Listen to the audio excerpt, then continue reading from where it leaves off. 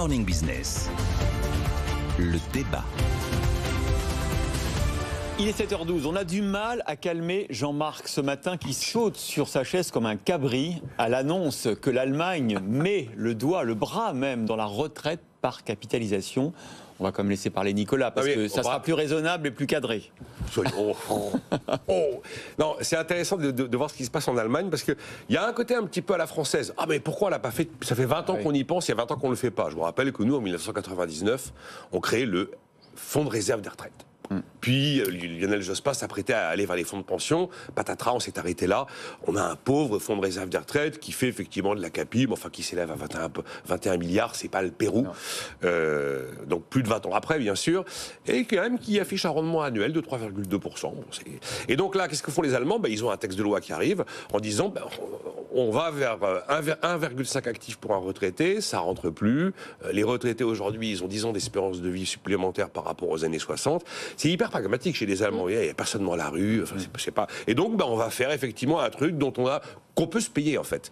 Et donc, ils mettent en place un fonds qui s'appelle Capital Intergénérationnel. La première année, l'État fédéral va emprunter, parce qu'il emprunte facilement, 12 milliards d'euros. Hop, il les met directement dans le fonds. Et après, cette part de financement public doit prendre 3% par an. Et puis on va y apporter, d'ici à 2028, 15 milliards d'euros d'actifs publics. Et ensuite, tout ça va être placé sur les bijoux de famille. Pardon ? Les bijoux de famille. Oui, enfin d'actifs publics, j'ai pas le détail. Et ensuite, cet argent a vocation à être placé en bourse pour générer des intérêts et éviter de trop augmenter les cotisations des salariés. Pas de les baisser, éviter de trop les augmenter. L'objectif, c'est d'arriver à 200 milliards d'euros à l'intérieur de ce fonds contre nos 21 petits milliards à l'horizon 10 ans, donc en 2035-2036, pour que tous les ans, ils puissent mettre 10 milliards d'euros dans le système, afin de conserver le taux de remplacement des pensions de retraite à son niveau actuel. En Allemagne, ils sont à 48,2% de taux de remplacement. Normalement, ça devrait baisser. Olaf Scholz s'est dit, je les garde à 48%, mais il faut des sous. Vous savez, c'est quand même une histoire assez basique, la retraite. Combien de temps je travaille, combien je vais toucher.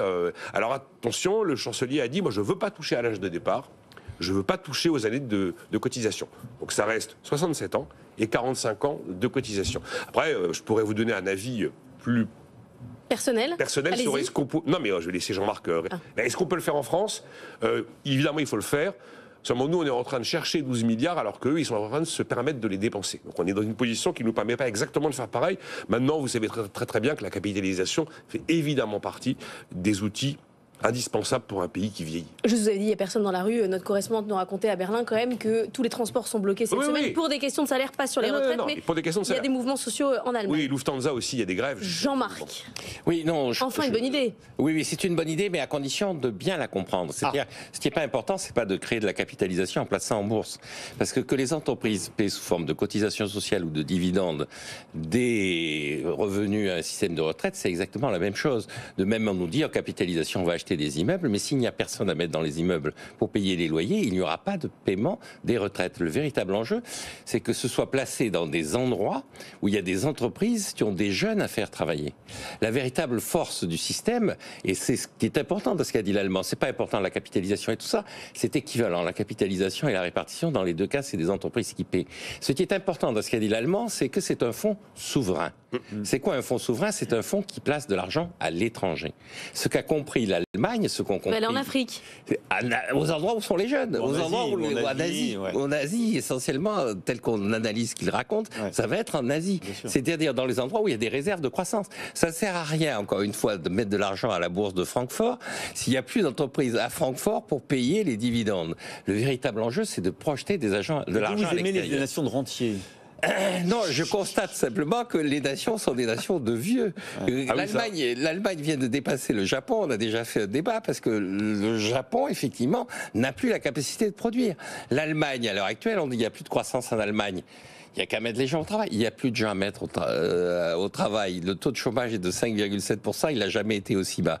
Donc le véritable enjeu, c'est de se projeter au travers de son épargne vers des endroits où il y aura de la croissance. Et donc la force de l'Allemagne, c'est qu'elle a de l'épargne à projeter. Le problème de la France, c'est qu'elle n'a pas d'épargne à projeter. Parce que comme l'épargne est le fruit du travail que la France ne travaille pas assez, elle ne peut pas répondre de la même façon que l'Allemagne. Les Allemands peuvent très bien investir en France, en train de construire des usines. Oui, Mais ils n'ont pas intérêt, ils ont bien compris qu'on était dans la même situation. Le véritable problème de l'Allemagne à l'heure actuelle, c'est que par rapport au Japon des années 80-90, le taux de change n'est pas favorable à ce genre d'opération. Et là aussi, les Allemands le disent.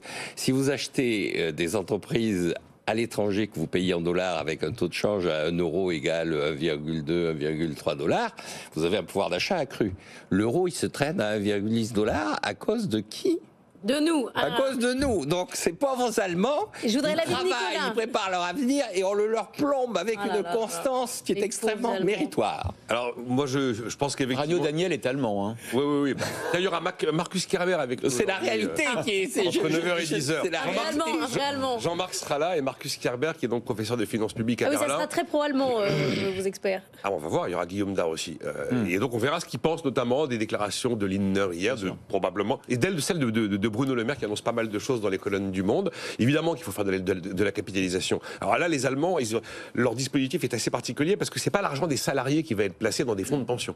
C'est vraiment de l'argent 100% public qui est là pour ajouter une troisième source de financement au système de retraite. Mais il est certain que oui, quand on est un pays qui vieillit, quand on a une bombe de la dépendance devant nous, et qu'on a besoin d'investissement et d'innovation, il faut absolument drainer l'épargne vers autre chose que du livret A ou de l'assurance vie en fonds euros. Donc là, Et encore une fois, vers un autre lieu. Ce qui est important, oui, c'est d'aller dans les endroits où il y a de la Vous croissance. n'êtes pas patriote, Jean-Marc Daniel. Mais c'est la réalité économique. Hein. Écoutez, Non, mais je sais bien, c'est un très bon débat. Merci à non, tous. mais on doit faire de la... On le fera, de toute façon. On en fera, bien Mais sûr. c'est vrai qu'on a beaucoup plus de mal à admettre en France les réalités purement arithmétiques Nous, on des ne supporte déjà pas le mot. Donc, Mais non, mais même au-delà du mot, quand vous arrivez... Enfin, souvenez-vous, le débat sur les traites, il y a quoi ? Il y a 1 an et demi. Quand vous expliquiez les éléments purement arithmétiques qui faisaient qu'on n'arrivait plus à faire tourner le système, vous aviez quand même des gens qui les contestaient. Il y a un moment, si vous avez un actif pour un retraité, on prélève une pension intégrale de retraite sur le salaire de cet actif tous les mois. Enfin, c'est juste pas possible. vous énervez pas, c'est fini. Beaucoup, Mais non, mais- Nicolas Do, Jean-Marc Daniel.